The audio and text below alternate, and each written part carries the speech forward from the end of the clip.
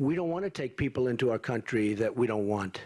It's become a hot-button issue in the U.S. 2016 presidential campaign. But lost in the rhetoric, the hefty economic power of immigrant entrepreneurs, who by some estimates have founded 40% of Fortune 500 companies. Together, those companies employ about 10 million people around the world and are responsible for $4 trillion in revenue.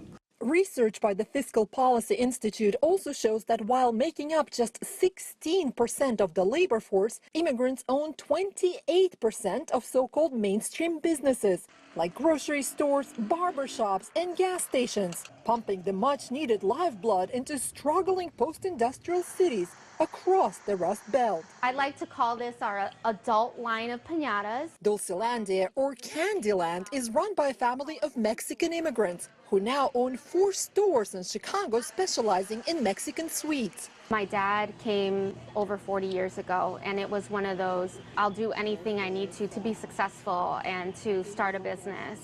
Rodriguez says immigrants should strive to start their own businesses. The goal is not to come and work by minimum wage or by the hour. The goal is to use your time, your brains, your efforts to do business in the United States. That is the goal. But starting a business here as an immigrant is far from straightforward. I was going through that process. Ujjwal Gupta came to the U.S. for a Ph.D. in nanotechnology.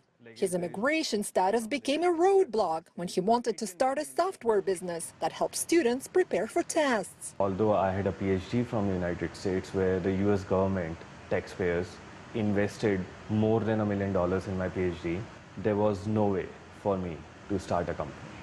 Gupta had to return to India and run the company from over there, eventually attracting enough investors to be able to have his company apply for a work visa. I spent almost 50% of my time in the first 3 years trying to navigate through the immigration system. Imagine if I would have spent that time growing the company. More than half of students at U.S. universities with graduate degrees in science, technology, engineering, and math are foreign-born. But after graduating, the United States offers them no clear path to stay here and start a business. A loss of top talents, experts say, in a highly competitive global economy. Roza, Kazan, CCTV, New York.